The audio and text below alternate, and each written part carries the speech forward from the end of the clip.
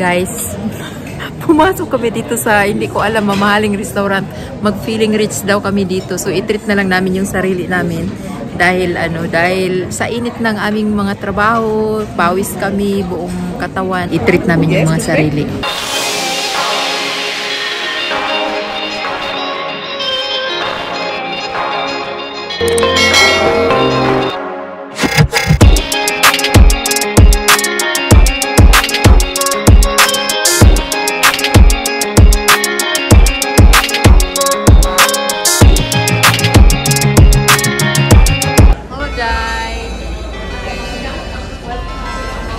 Welcome, Monte Carlo. As you can see, there are lots of people visiting Casino Monte Carlo. So we didn't able to come in because it's a tiring day. It's too hot. So tingnan nyo na lang guys ang labas ng Casino Monte Carlo kung saan ang daming nananalo dyan. Kaya tinaguri ang pinakamayaman na bansa ang Monte Carlo.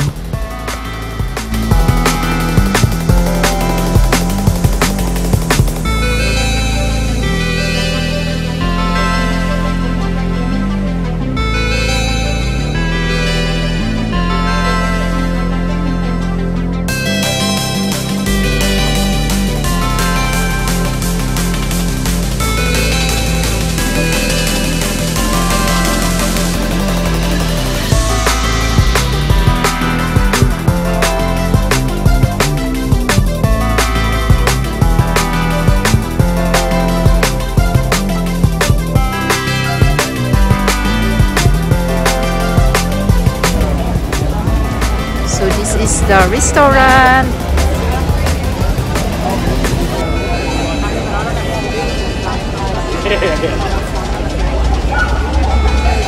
Day mo sakay ta ana, pero mo ngaon sa ta. Kana. Ay kanang tour bus. Oh. Di mangaon sa ta, gutom ba pud kaayo oy. 1:12 stop. Basta diha ta mo kuan mangita tag pagkaon.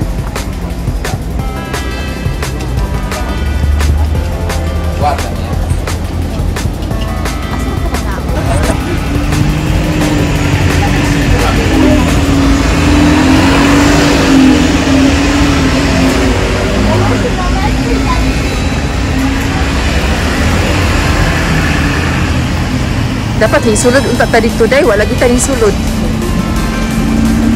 May nag-guide dito. Asa kita? Asa ka? Dali, uy. Ulas sa takadali dito. Dili man dito hununganan. Dili pwede hunungan di ay. Unya mata magkuhan kay mga ang sa takay pag inita. Asa man may lapit. Asa may Minton. Dito Minton guys. Di ba na-inko nga ito pag Minton? Dayo na ang Minton. Nya asam tarong mukaon. Ay. Kato restaurant man to. Unsa man tong Rampolde? Natin sa antay. I-feel nato nga ni atas ko ang dato mga lugar. La mga unta. Aray ko po.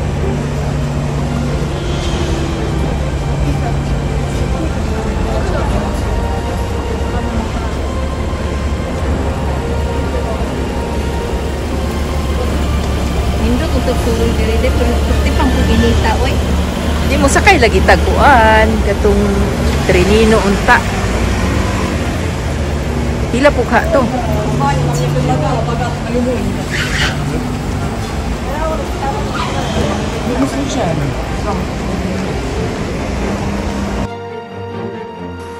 At naglalakad kami na naghahanap ng restaurante dahil nagugutom na kami. Habang naglalakad kami, makikita nyo guys, maraming mga luxurious car na dumaan sa amin. So ganun sila kayaman. Easy lang sa kanila ang bibili ng mga ganung halaga na sasakyan dahil ang iba dyan, ang source of income talaga nila is yung pagsusugal.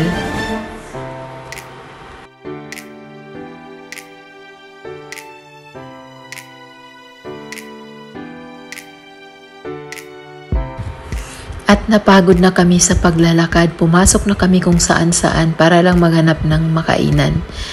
Pero enjoy pa rin naman kahit mainit, basta makagala lang.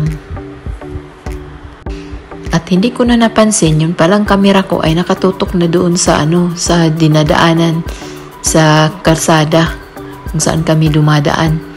Wala na, mga paapaan na lang yung nakikita. Sobrang pagod ko na siguro. Pero hindi ko na lang siya ikat. Ipapakita ko na lang din yung kapaligiran dito sa aming nilalakaran.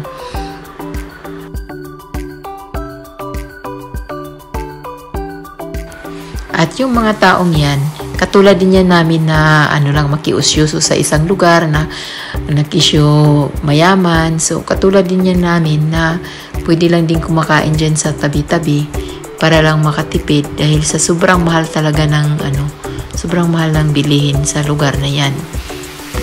Kahit pagkain, kung mabibili mo man sa Italia ng 10 euro, ay dito ay mabibili mo na ng halos 50 euro. Makikita mo ang kaibahan.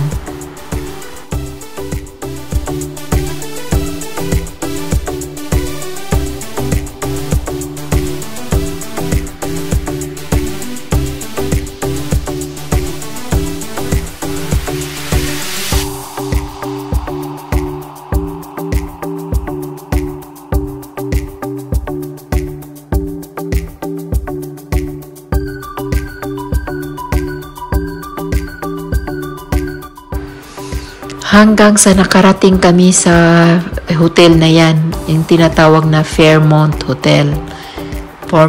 Fairmont, Monte Carlo. Ayan, dyan kami pumasok at naghanap ng pagkain. Na hindi namin alam na sobrang mahal pala ang pagkain dyan.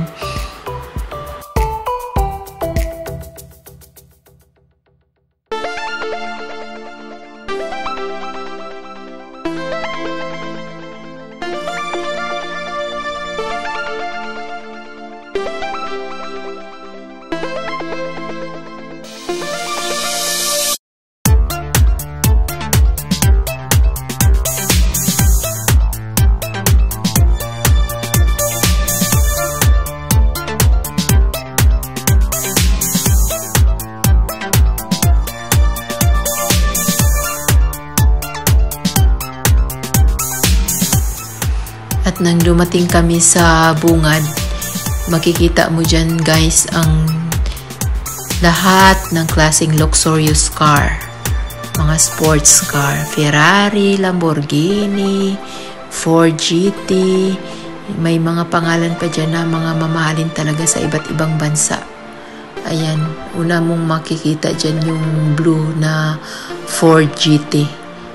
Mamahaling yan, mamahaling sasakyan na ang nagmamay-ari niyan ay galing Kuwait. Siguro isinakay ng barko yan, kaya nakarating dyan. Kasi hindi naman siguro pwedeng isakay ng eroplano.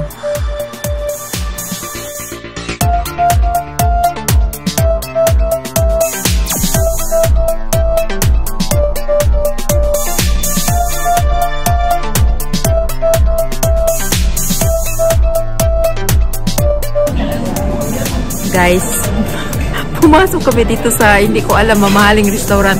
Mag-feeling rich daw kami dito. So i-treat na lang namin yung sarili namin dahil dahil sa init ng aming mga trabaho, pawis kami buong katawan.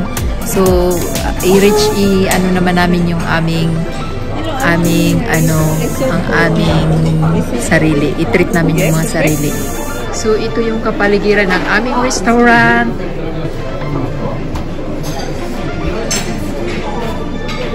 Iba na yung napasukan ko. Sana yun. So we're here in Novo Restaurant.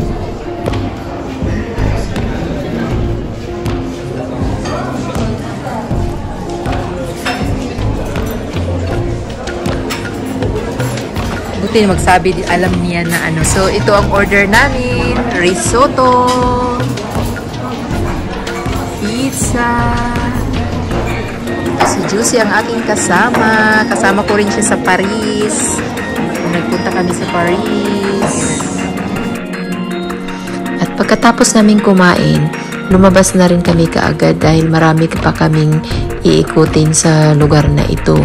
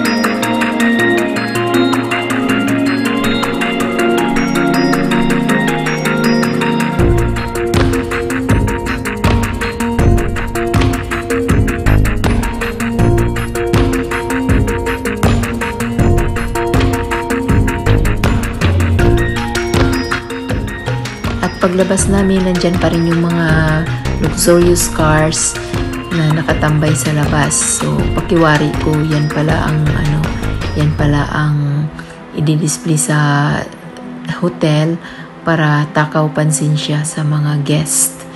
So, ayan, makikita mo yung violet is Lamborghini. Ito namang red is Ferrari.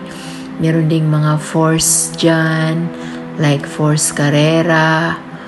At saka yan, so malalaman mo pala yung ano, yung Bentley, yung ano nadaanan na gray.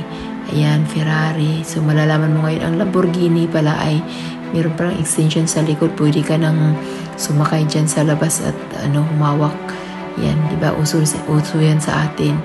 Ayan naman yung Ferrari.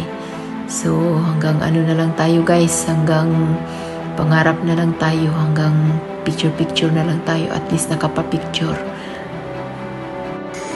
So guys, umabot na ng 13 minutes ang aking video. So hanggang dito na lang muna at abangan nyo na lang ang kasunod.